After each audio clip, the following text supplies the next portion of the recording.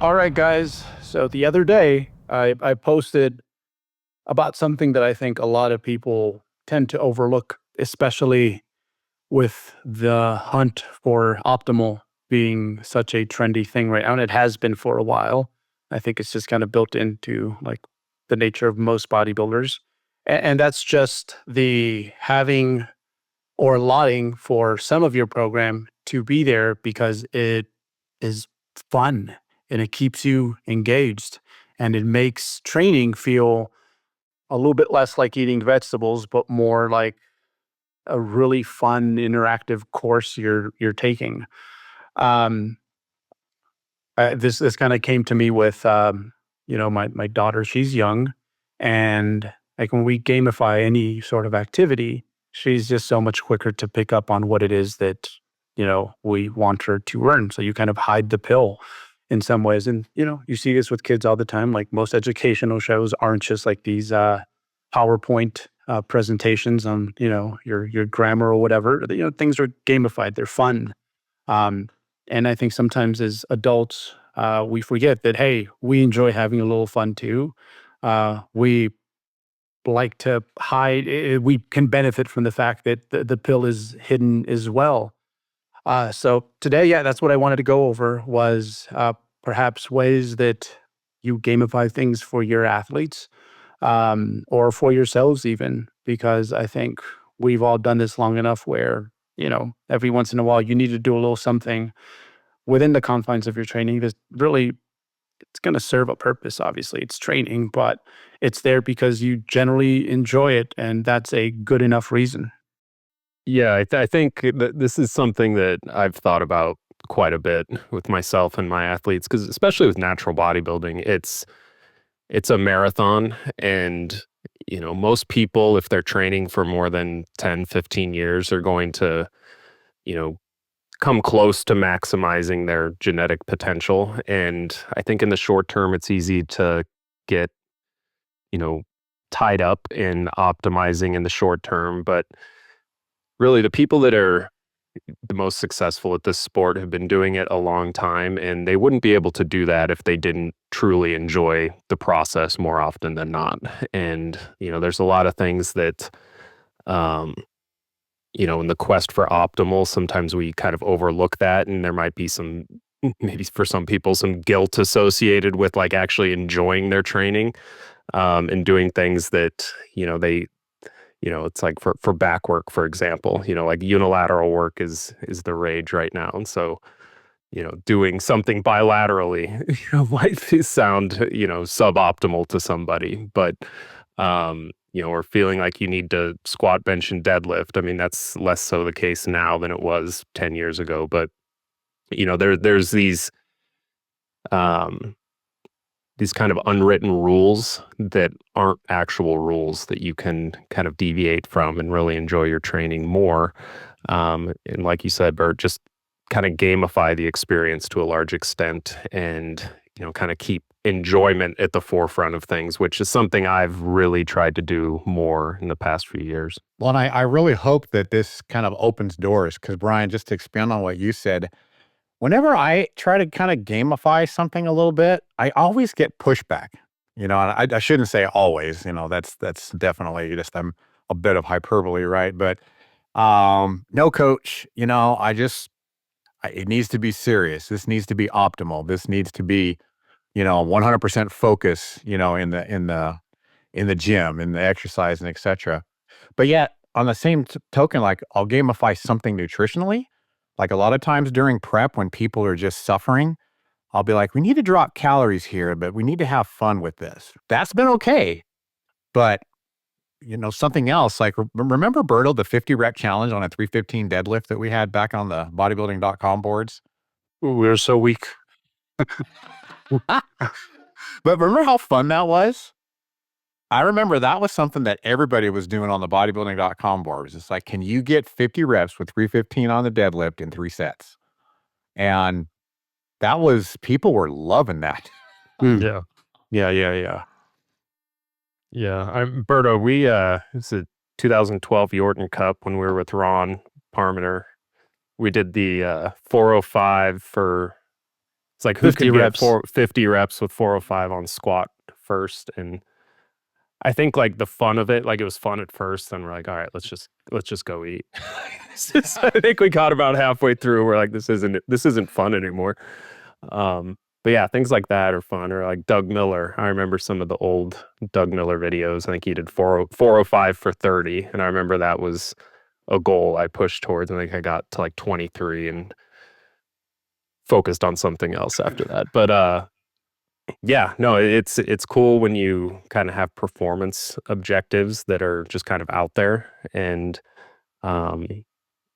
that on paper probably, now we know maybe they are suboptimal, it compromises downstream performance to a large extent. But there's a time and a place for that too. If you're not enjoying training, throwing something like that into the mix is a great way to kind of get that spark back and kind of get back on track. Yeah, and the thing with the pursuit for optimal is it kind of changes over the years. So a lot of these people that are sweating it because they might be 2% off. Right, 5 years passes, and then we learn more collectively. Mm-hmm. And guess what? Everything you were putting all this work towards, you really didn't have to do it. Mm-hmm. Right? So I go back to, I think I was eating 6-7 meals a day at some point, and how much in my own head I was throwing a fit if, I don't know, I woke up a little bit late or I wanted to go to bed earlier, right? And now in hindsight, I'm like, oh, wow, that wasn't really even something that was moving the needle, right? So just because of that, like, I think that's a good enough reason to keep something in that just has you emotionally engaged, because emotions are powerful things. Like one thing I mentioned was pull-ups. Like you get women to really start to perform pull-ups. Boy, does it feel good to just like feel strong, especially with the upper body. I think it's something that a lot of guys take for granted. Because I remember as soon as, oh, it was cool. As soon as I hit puberty, it's like mom was giving me all the jars to open and I felt strong. And we forget how many people just in general, but especially women, they haven't had a taste of that. They haven't felt strong. We take for granted how good it feels to feel strong. And, you get a woman to get to the point where they're able to perform, say, double-digit pull-ups. Like, boy, is there a positive downstream effect when it comes to everything else they do, because they feel so empowered and they trust their bodies in a very different way. Or just like the pump, like if like that makes a training session feel like it's complete, and maybe that can be a little pick me up on a day where maybe you didn't experience a whole lot of progressions in your training. It's like, all right, we'll throw something in there at the end that kind of guarantees you that, hey, like you leave with muscles that are like 10-20% bigger for like an hour or so. So it's so underrated to like play to your emotions. And the thing with gamifying training, it can take like many different like forms. Like this is something I see, for example, the UK bodybuilders do with like their little outfits, right? Like they all kind of dress in this very specific attire. It gets them in the mode, right? So like I do that with my clothes all the time. Like there's certain shirts that are just like lucky shirts because I've done enough good things with them. And I'm like, you know what? Today I'm gonna go for a PR on the RDL, because like all signs show that today might be the day. So I'm gonna get out that lucky shirt, and there's something about that that just triggers all these like feel good emotions. So there's just the possibilities are endless, is what I'm saying when it comes to supplementing your training with something that is just fun, that tickles you in an emotional way. And I mean, we're not reinventing the wheel here or coming up with anything too terribly new. It's just kind of bodybuilding hasn't really taken advantage of it yet. Because I'm a big fan of CrossFit. I will never do CrossFit because it's way too hard. But you hear athletes all the time say, "Oh, that was a fun workout," or, "Oh man, that looks like a lot of fun. I can't wait to do that one." And people will ask me, "What does that mean? A fun workout?" And it's like, well, you got to understand it's a challenge. It's a challenge to walk with a rack on your back so many feet. And then there's a challenge. Can you get there faster than the person next to you? And I mean, how many of us love racing. I mean, I don't know about you guys, but there's times when somebody passes me on the highway and I'm like speeding up, but that's the kind of thing that is fun, when you can not only compete against other people, but then compete against yourself. And that's when that fun comes in. It makes you want to do things and push yourself harder that you probably would not normally do. One thing that I love to do that I kind of do this and I kind of keep it to myself because, bro, that's suboptimal, right? But about probably once a quarter, I like to see how many good deep squats that I can get in under 10 minutes. I just set a timer at 10 minutes. I take rests in between and I just say, how many, reps can I get with 315 on squat in under 10 minutes? And this is the first time I've ever told anybody that.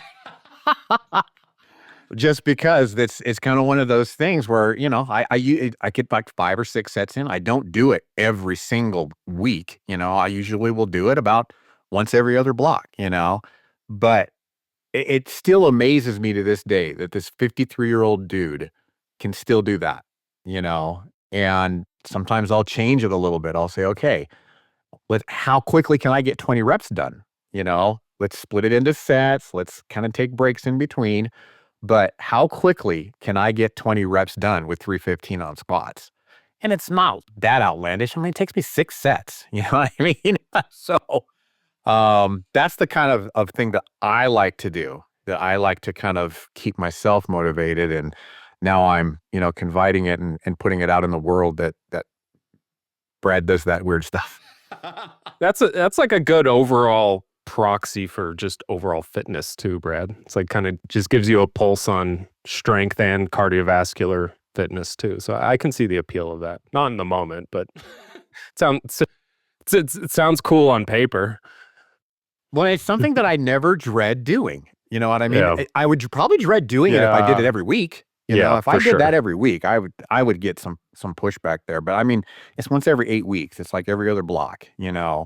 And I've even kind of dreamed about, kind of setting up something like that in CrossFit kind of terms in the gym. Let's get a bunch of racks up there, get some judges out, make sure you're hitting depth, get a timer out there, of all these people who can get 20 reps the fastest or whatever, To me, that just sounds like a lot of fun. And that's what I think that I interpret it when I hear CrossFitters say that was a fun workout, or man, that looks like a fun workout, Yeah.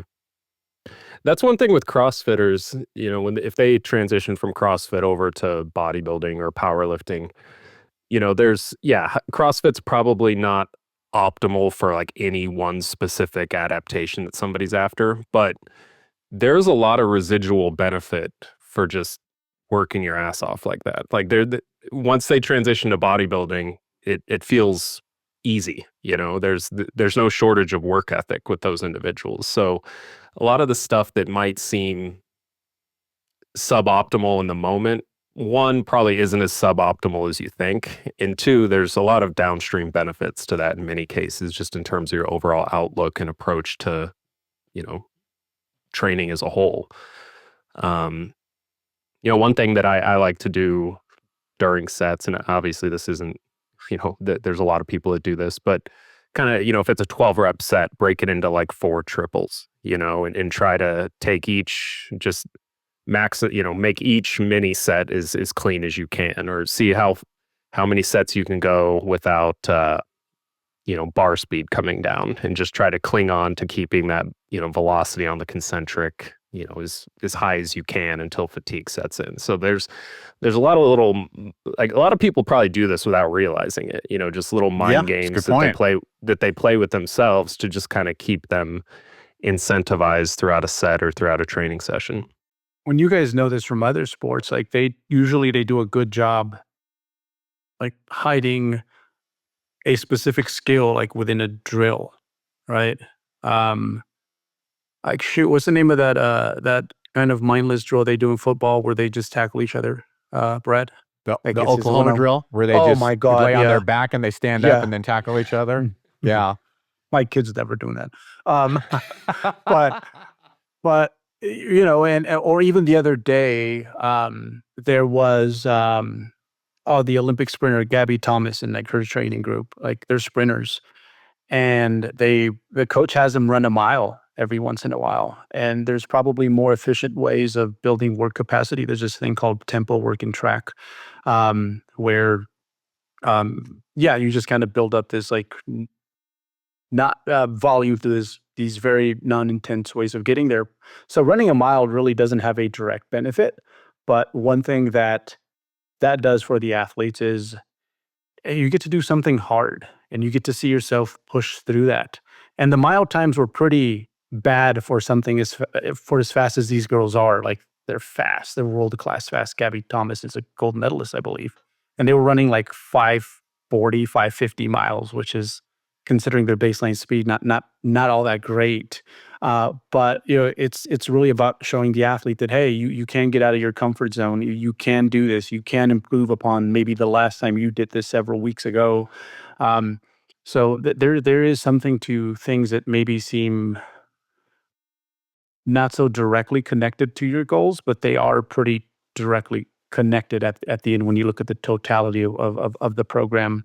And even with my guys that they swear that to them gamifying is like, I want to do optimal. Like that's just what I want to do. But if you really dig in there and it's like, all right, but like you can tell me, you don't got to tell no one else. Like, what do you find fun? And you can get quite a few extra things that maybe go against the last 3DMJ podcast they heard or whatever. But it really makes them enjoy their training and they look forward to it. And all of a sudden, there's a more positive outlook when it comes to each training session outside of just looking at like what the payout is. Mhm. So even for my personality types, it's like, no, to me, gamifying is like this game of Tetris where I try to make things as optimal as possible. Even those people can benefit from having some segment of your training really have no other purpose outside of like, hey, it's just something fun to do with my body outside of, the point A to point B stuff. What are some of the ways you gamify your training? Wow, you took the words right out of my mouth, Brian. Like literally. Every once in a while, I like to get just a set of pull-ups in, just because there's some cultural significance to that one, right? It's like someone who can do pull-ups is quite fit, right? And um, shoot, I think most people can get you more than one, right? Untrained people. So like last time I did it, I got like 20 and I was pretty proud of that. And it made me feel that, okay, like nothing in my training is contributing to this in a super direct way, but it surely means that over time I am becoming a bigger, stronger, more fit human being. Or even every once in a while, I'll take a high rep deadlift for fun. It's like, let me see what I can do with like 405 because 405 within gym culture is uh, it's a pretty impressive deadlift, I'd say. And to be able to get that for like 10 to 15 reps, even though I don't deadlift, I think that's pretty fun. So I like to do things that aren't necessarily very specific to my training, but kind of prove to me that what I'm doing is working. I also like sets that have that little voice in your head that's telling you like to quit. This isn't worth it. Like, I won't tell nobody if you stop here. I like those sort of sets, things like high rep, um, leg presses or something like that. Remember the last time I did this? Uh, oh no, the last time I did this, I got a tension headache, so I had to abort. It was the first time ever. Worst thing ever. Like as much as my legs were burning, like whatever happened back here in the stem of my head was like way worse. But the time before that, I remember, oh God, it was great. It was so satisfying afterwards just to push through that. I was immobile for a good, I think like 10, 15 minutes. Like I literally had to go outside the gym and sit in the sidewalk.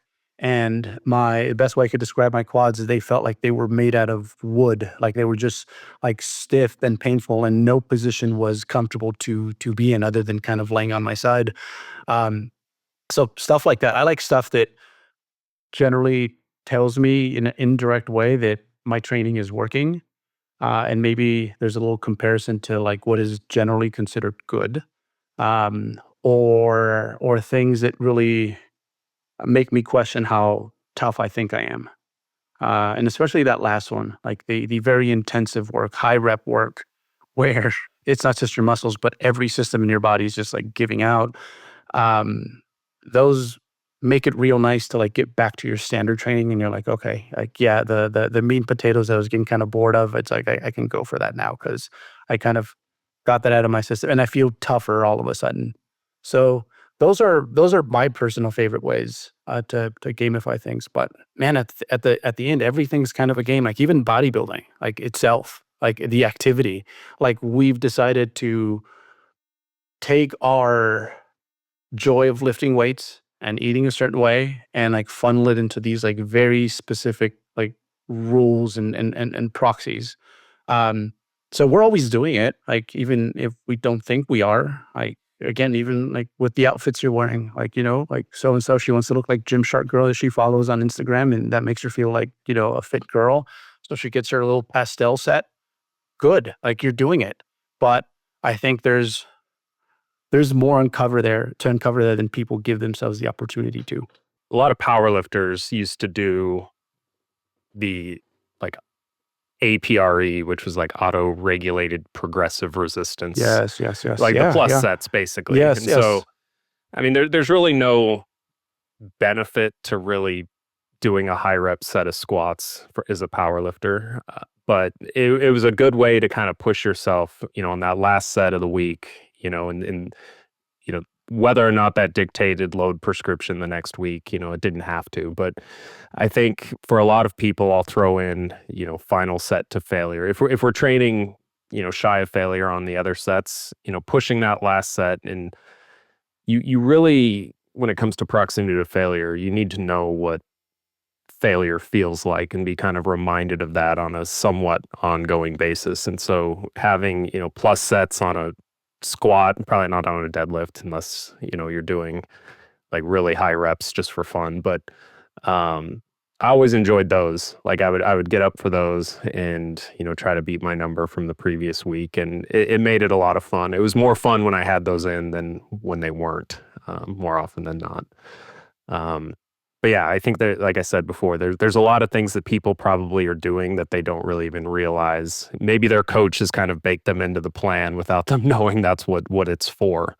But with natural bodybuilding, it's like outlasting the competition in many cases, and keeping it engaging and continuing to kind of push the envelope of what you're mentally capable of is an important part of that process for sure.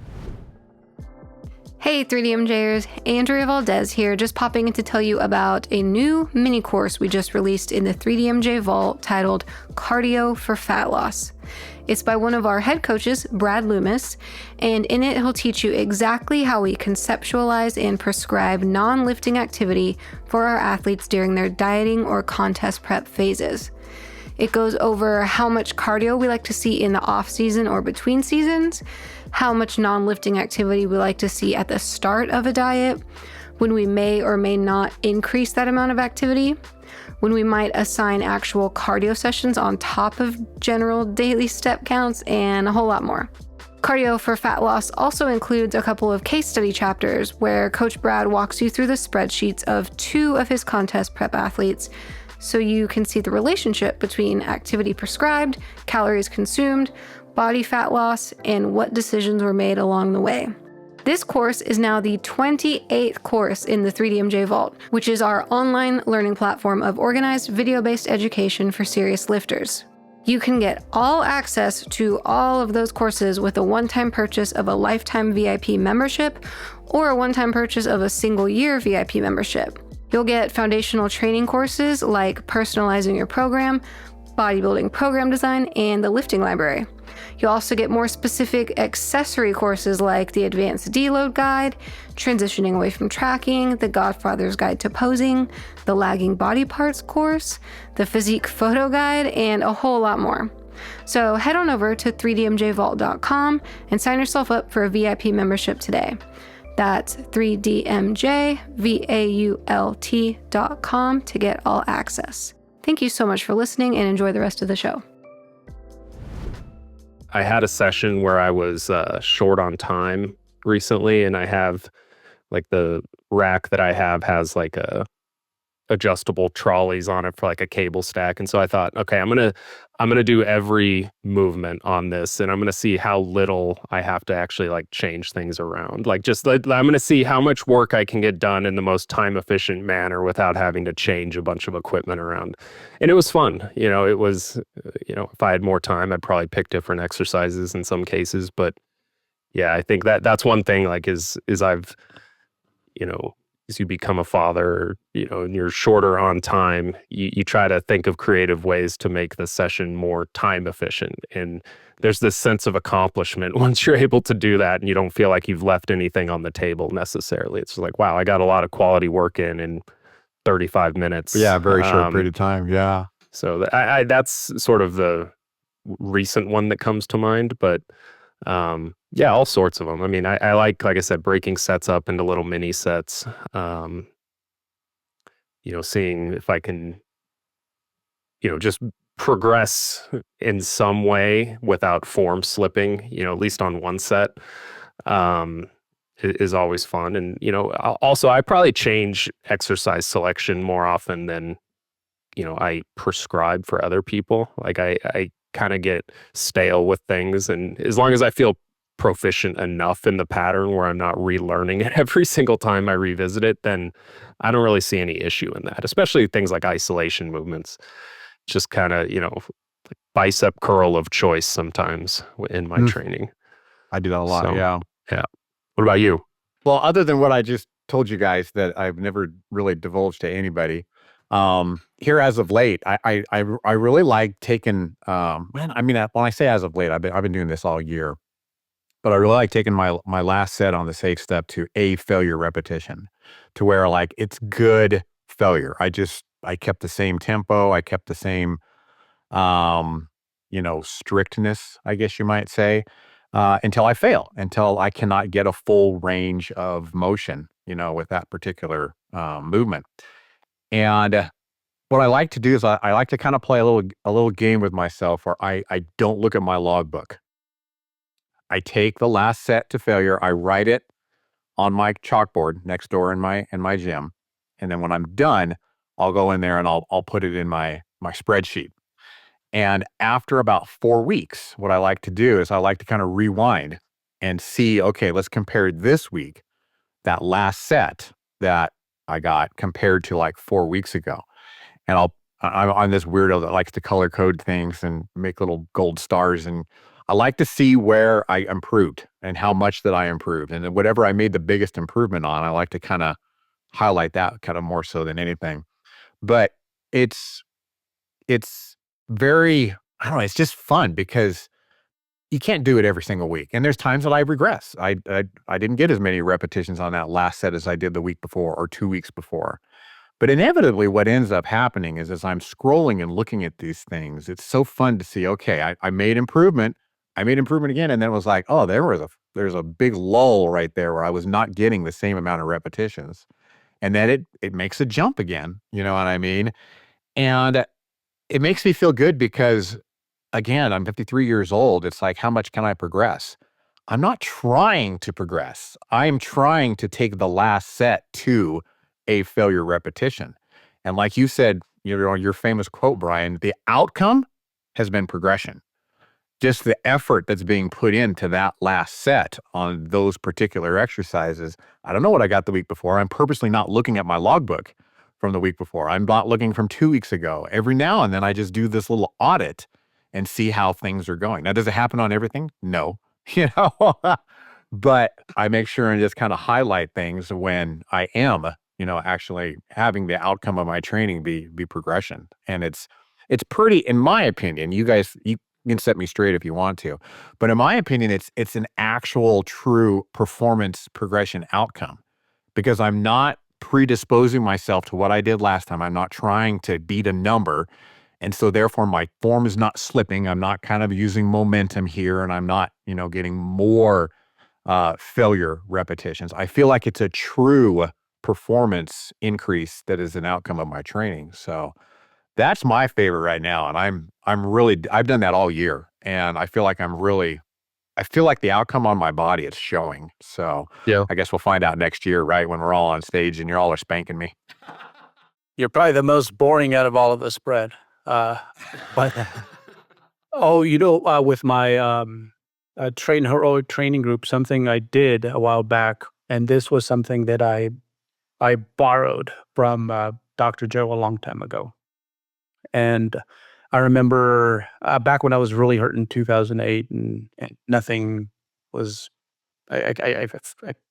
I healed up, but only to a certain point. I remember what I did is I got on some lower frequency training, where this kind of bro split training things once a week, basically. But what kept, I remember that program engaging was because this is what I needed at the time. I couldn't expose myself to heavier or more traditional rep ranges like on a week to week basis. So it was something he coined as like non-linear periodization, of course, in the confines of like the bro split that was going on at the time. But you had 1 week that was more traditional, like bodybuilding, where you're very, I hate to say the phrase, but very mechanical tension focused. And then you had the next week that was way more like intensive, like high reps, drop sets, things like that. And a lot of the people who are in my Train Heroic program, their issues, they can't stick to anything. That's part of the reason that they're kind of stuck in this intermediate phase. They keep changing everything way too frequently. So I was like, hey, this will be cool. We get to kind of change hats every week. Like this week, you come in and you're literally here to trash yourself with these high reps, get a crazy pump. Uh, and it's fun in that way. And then the next week, we come in with a lot of the lifts changed, but what we're trying to do is progress in a more traditional way. So it might be something like on the high rep week, we might be doing maybe more short and biased work. Maybe instead of an RDL, we're doing a 45 degrees and it's as many clean reps as you can get in, I don't know, 8 minutes or something like that. And then the next week, we're in that like 4 to 8 rep range on the RDL, working kind of away from failure, like maybe 2 reps in the tank. And we try to make those progress. And whether that's optimal or not, I think in this instance doesn't matter. There can be arguments for both because they were having a blast with it. They were like, wow, this is the best of both worlds. I get a little bit, it's like I'm running 2 training programs at once. And in a indirect way, I feel like they're helping each other out because after the pukey week, they're like, I can't wait to get to some like more heavier, straightforward, traditional trading. And then after that week, after feeling like, oh, I just got hit by a car, it's like, okay, I can't wait for those loads to come down. Instead of the dumbbell press, I'm on that hammer strength chest press, and we're just pumping out reps until we can in these very high rep ranges. But out of all my blocks, that was probably the most popular one, the one where people got the best results. And again, it's because I was tapping into their emotions. Like people forget, like how many things have we done that we thrived under because we were so emotionally invested in it, right? Because our favorite bodybuilder trained this way. It's like, all right, I'm going to do this too. So there's so much like you can't get away from the fact that we're these emotional creatures. And if you really tap into those things in a good way, and that's what a good coach does. Like we see this with all sports, like, right? It's like good coaches know how to tap into that part of their athletes and use the power of emotion for good. But that block, I was like, all right, guys, you guys might not like this, especially if you're out there consuming current media, but I think you'll have a lot of fun. Give it 4 weeks. And once you get the hang of it, you are going to love it. And they absolutely loved it. And I think our next training block, we might do something like that. And since I'm running it with them, I'm gonna run something that's kind of suboptimal if you ask a lot of folks. But I was like, as they were having fun, I'm like, bro, like I want a piece of this. Like I want a pukey week, and then the next week I come in and I kill myself this way. Um, but it's very similar to I guess the remember the Lane Norton fat. Like when you look at that, like that's way too much volume for a lot of people's attention span. When you really think about it. But a lot of people did really well with that because they're like, yo, like Lane, and Lane is science, and Lane promotes this. So I'm going to get great gains. And they had this buy-in, and a lot of good things happened for people who ran those programs, a decade ago.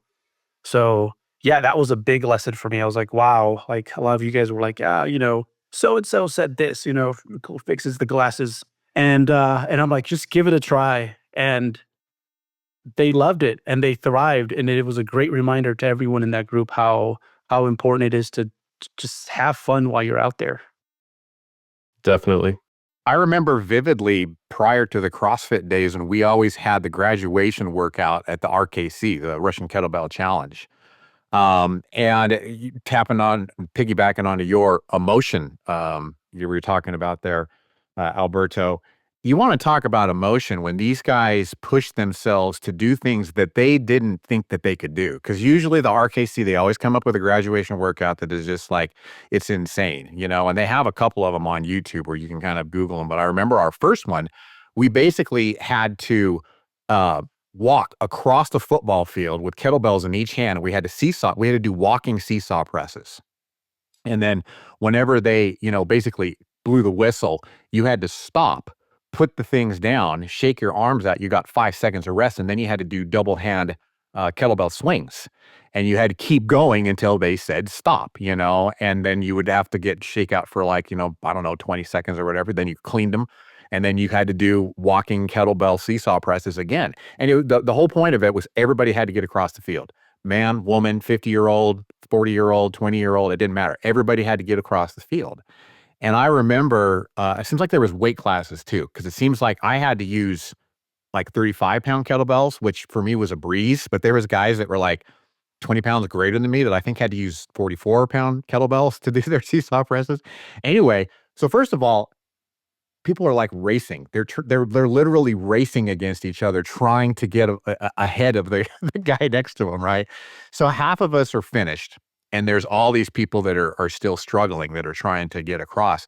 And I mean, there's people that are just like, we got to go help them. So we're grabbing our kettlebells, we're going out there to push them to finish. And then some of these people, they're done. They're literally crying. They're like, I can't believe I did that. It was so hard, but it was so great.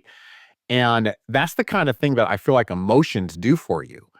And I mean, we have to, the only way we're going to grow in this hypertrophy thing is we've got to get our bodies kind of out of what it is that we think that we can do in order to get that stimulus to really grow. Now, does it have to be there every week? No. In fact, you're probably going to digress if we do that every week, right? But it's those kind of things that make us realize, wow, I can do a whole lot more than I think that I can. And you're tapping into that power of that emotion and that a little bit of that competitive environment, when you're making those kind of group challenges. But boy, that takes me back. I tell you, that was a lot of fun. I did that challenge 3 times, mostly for those workouts.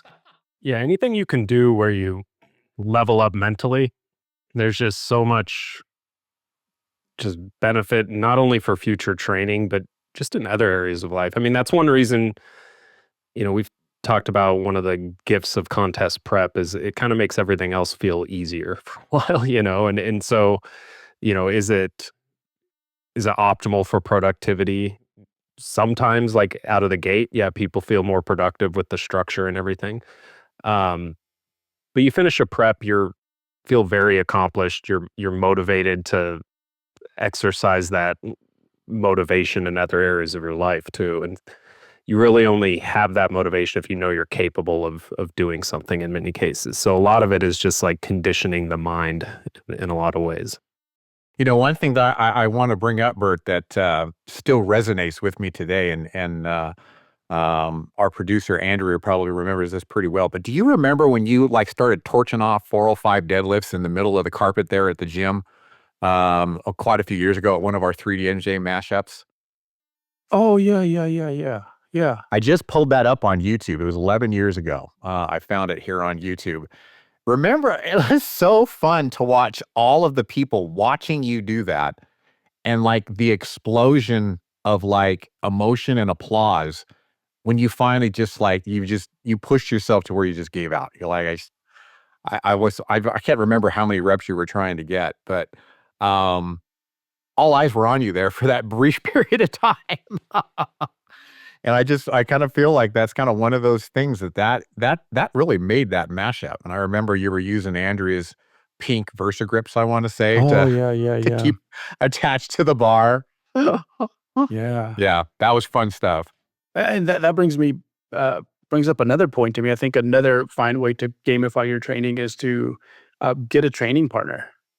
Like that is so important. I had my athletes, Brian and Matt, they have kind of different deficiencies, but during their prep, I'm like, no, I want you guys to train with each other. And maybe certain things will be distributed a little bit differently, but I think it's important that you have someone there with you, a companion to play this game with.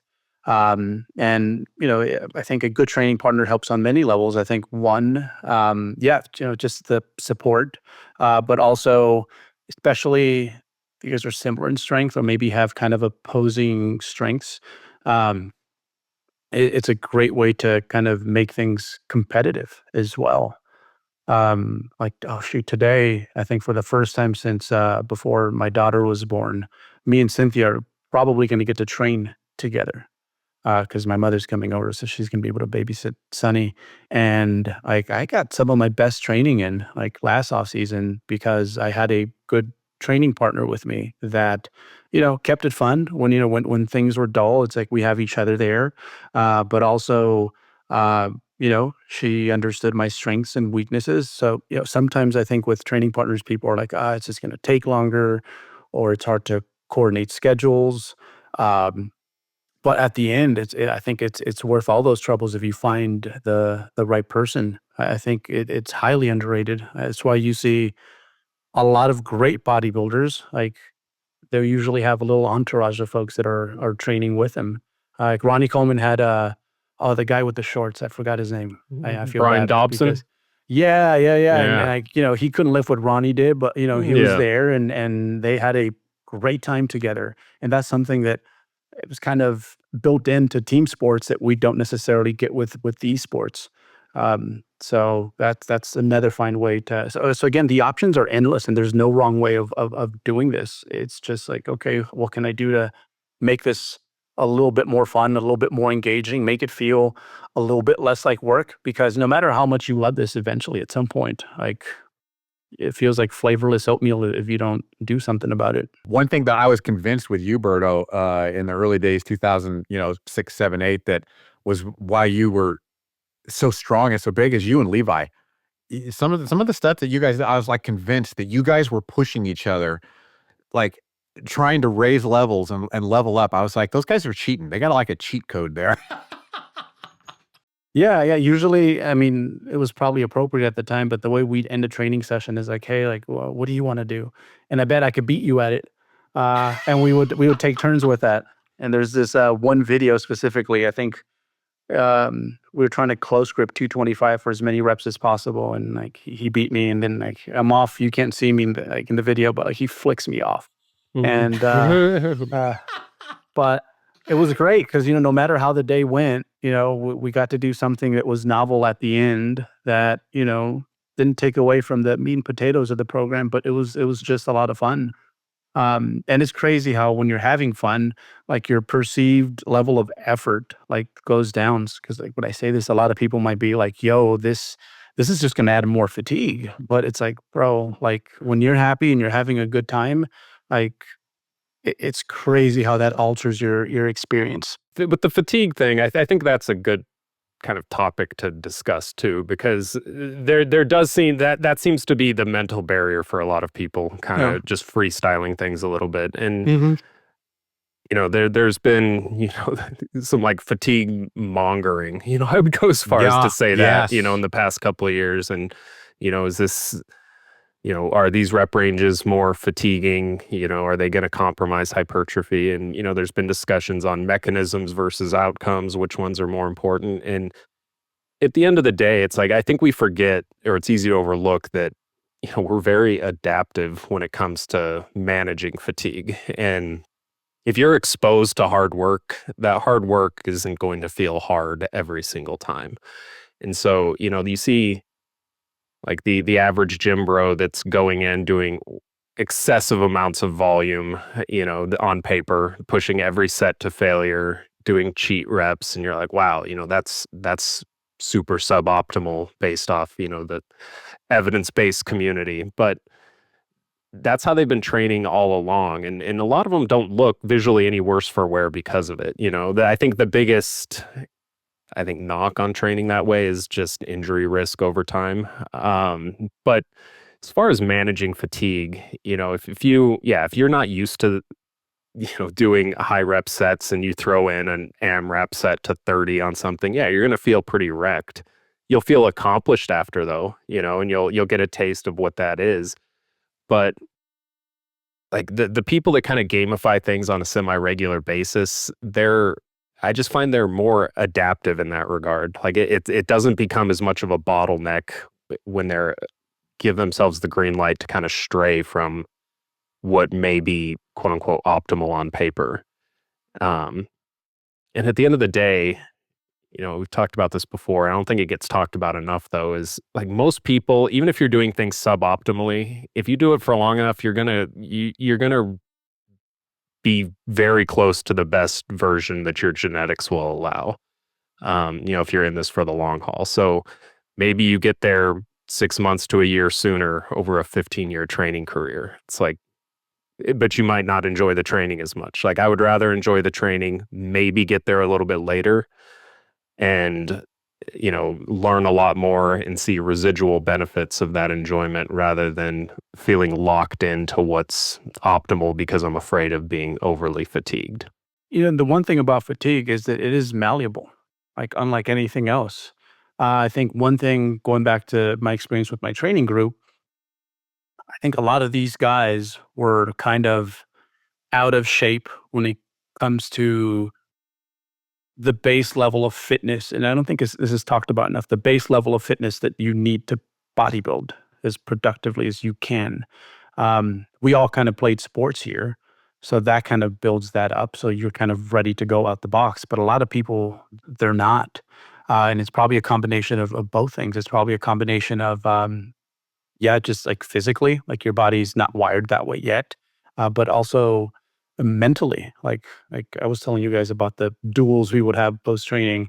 Like that was a lot of fun. It was probably very fatigue generating, but we were having a blast. And I guess in some very non-direct way, we were kind of building up our work capacity, or at the very least, our tolerance to like do hard things, or also our ability to just accept that like, this is fun. Let's have a little fun. Because a lot of people, they almost feel that the more they suffer when they're training and the more boring it is, that the better results they're going to get. Like that is what the bodybuilding gods want from you, but that's the furthest thing from the case. It's interesting, Brian, that you brought up the whole fatigue mongering, subject, because that's something that I've noticed seems to be very. I didn't notice it at all until I started posting regularly on TikTok, and I've almost kind of termed TikTok like the fatigue mongering epicenter. You know what I mean? Because I'm getting comments all the time on my TikTok if I'm introducing some, doing lengthened partials or training to failure and getting a couple reps beyond. I inevitably get comments, oh, well, you never want to do that. That's bad, And it's almost like people are kind of getting to this point to where it's like, if it generates fatigue, it's bad. And it's an interesting observation that we've kind of come to this point to where you want to avoid it at all costs in a way. And I don't really see that, like on Instagram or on YouTube or on, kind of those other avenues of social media. But it is super interesting how it's like almost been demonized. You want to avoid, fatigue at every cost, Now, that being said, one thing I do want to bring up is a former client of mine got out of training for a good dozen years, and he put himself in the hospital trying to keep up with a training partner that was pretty well trained, and he gave himself rhabdo, for lack of a better term. He went into a training session with his newfound training partner, dehydrated, being up all night, working a graveyard shift, and I think they ended up basically doing I don't know, 50 sets of biceps and triceps.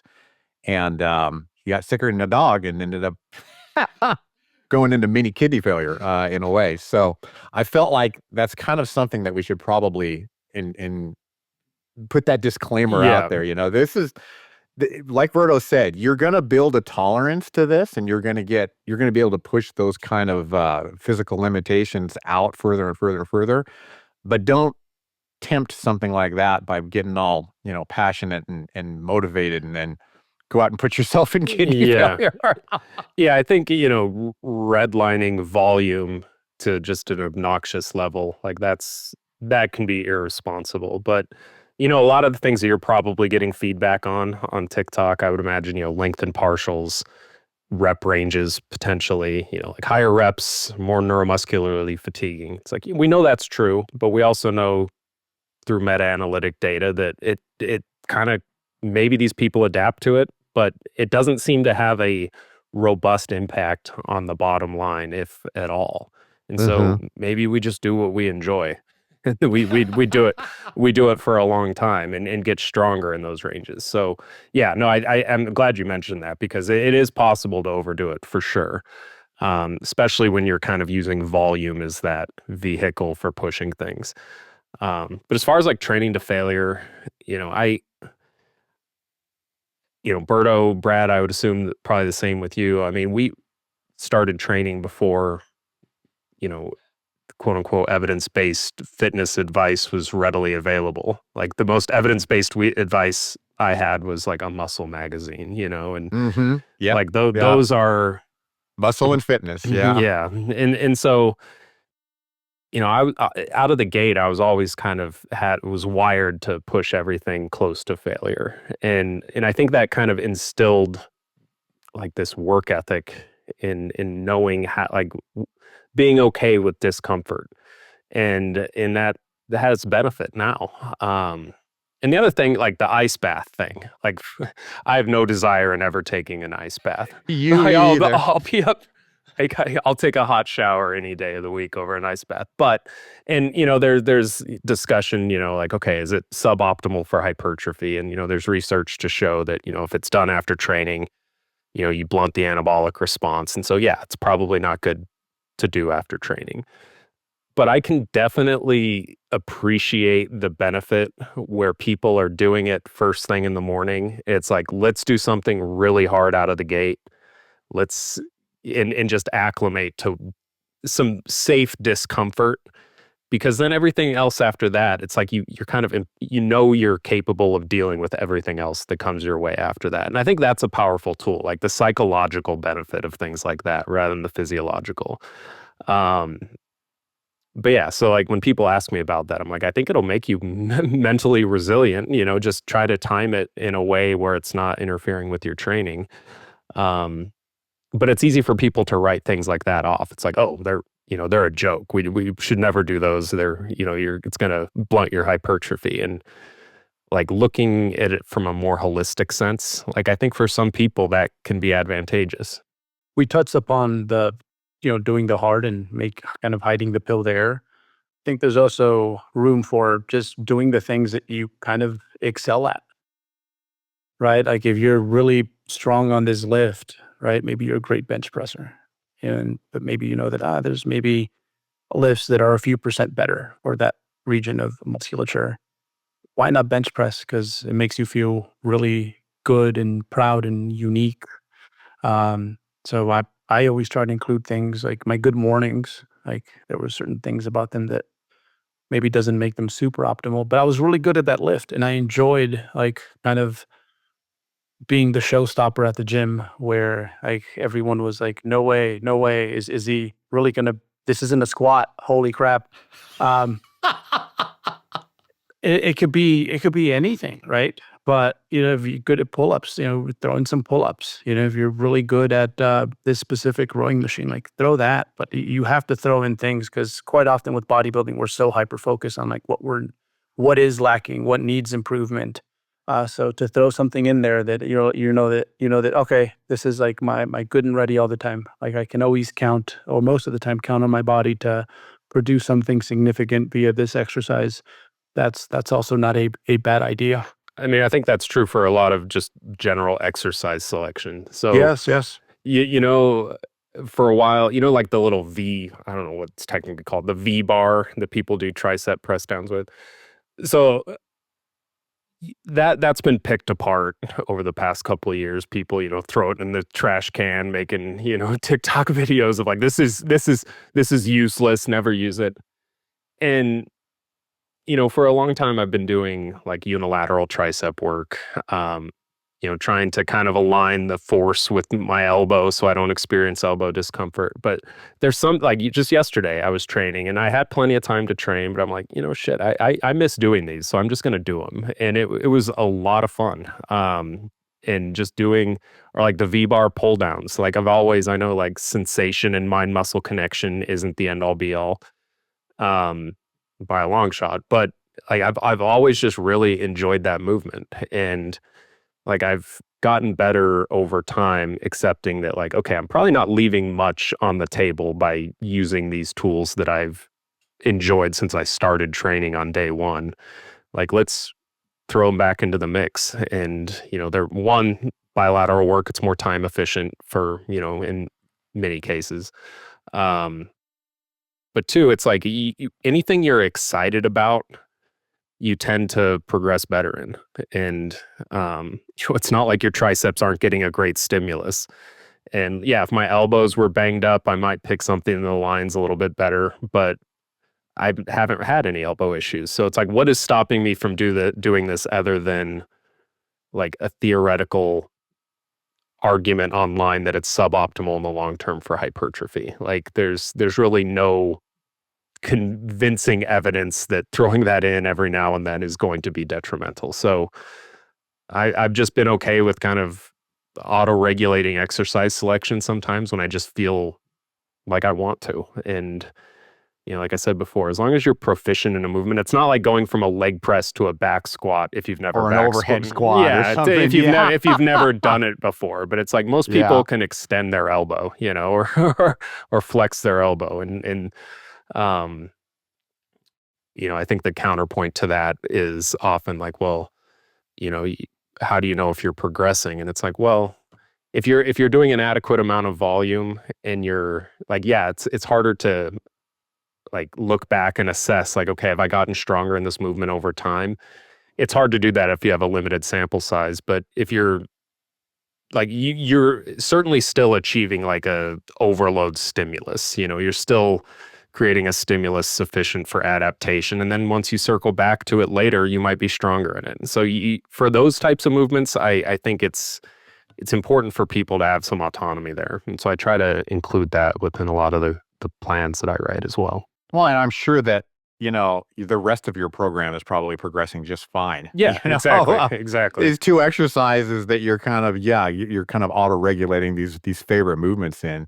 We got to look at the whole program in totality and not just that thing right there, But to expand on that, if there's something that, again, me kind of rewinding to my CrossFit infatuation, these CrossFitters that they have a particular a segment of their game, right, where they're deficient. They suck at it. They don't like doing it.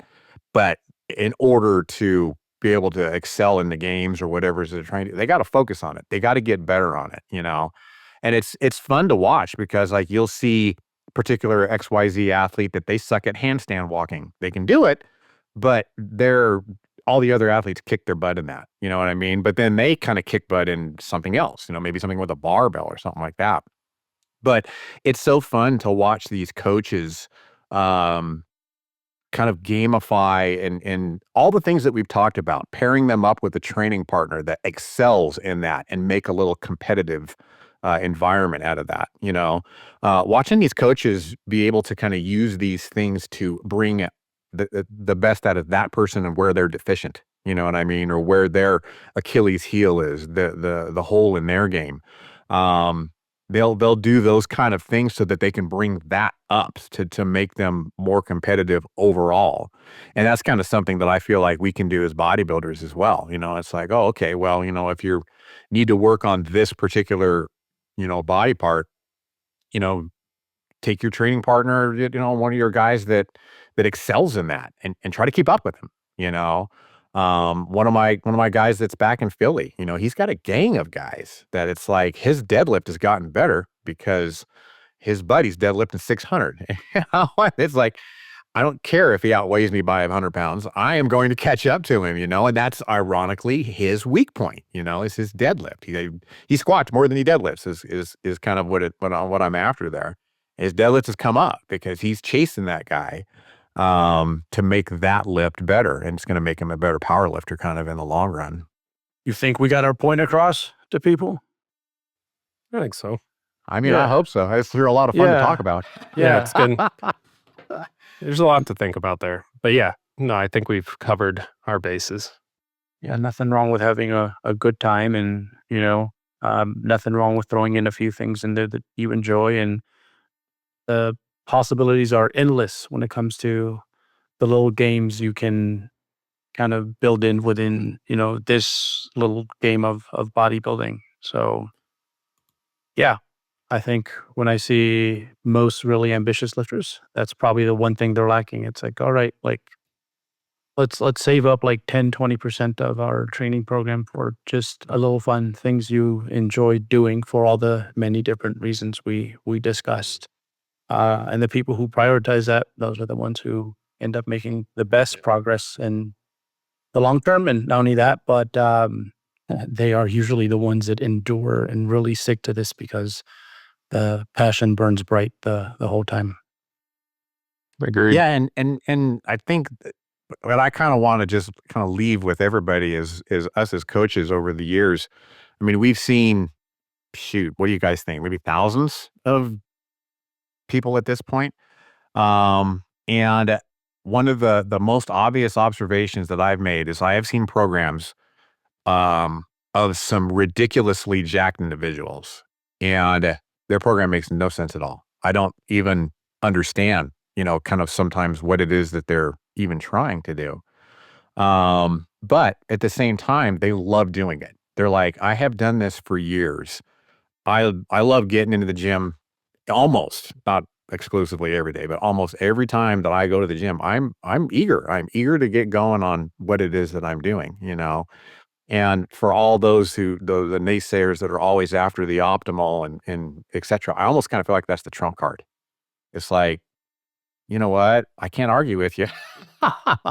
Look at you. You look great. The program makes no sense. I'm just going to try to take it, maybe make it a little bit better while still getting you to enjoy it. I mean, that's happened more than once. And then on the flip side, I've seen people that got all the optimal boxes checked off. They got the frequency there. They got the volume there. They're managing their fatigue. They're making sure this, making sure that. And it's like, how long you been lifting? I've seen that many times too, So, yeah, there's a lot of nuance to, what is optimal. And I kind of almost feel like, what we're talking about here, making it enjoyable, making it something that you're eager, to get in there and do, is kind of the trump card game, cheat code, whatever you want to call it. Yep. And an argument can be made that is optimal, over the long run. So optimal is viewed through the lens of what time frame you're examining. So when it comes to hypertrophy, like it's such a large canvas to work with. Like it's honestly a very forgiving goal when it comes to adaptations. Strength, increasing your 1RM, it honestly requires a bit more strategy in many ways, and managing of different variables and fatigue and how you order things, and hypertrophy you can have a lot of fun with. So encourage people to do that. All right, guys. Well, I got to go have some fun. Go train. All right. Gamified train split. Thank you, 3DMJers. Hopefully that was useful to you guys. We really hope this impacts your training in a very positive, productive, but also fun way. What's going on, everybody? Eric Helms here, Chief Science Officer of 3DMJ. Thank you for listening to the podcast. And let me just take 1 second to tell you about MASS, Monthly Applications in Strength Sport. This is a monthly research review that I do with Lauren Colenso-Semple, Eric Trexler, as well as Mike Zerdos. These are experts in their field, and we cover all the information relevant to you as an athlete or coach if you're working with strength or physique athletes, or if you're a recreational or competitive athlete yourself. We cover nutrition, training, sports psychology, and health. And we do this in written format, as well as, since you like the podcast, audio summaries, as well as video concept reviews. If you're a trainer, we also have continuing education credits for ACSM, NSCA, NASM, and ACE. So head over to 3dmusclejourney.com, click on the products tab, and you can find us there. I look forward to seeing you and enjoy the podcast.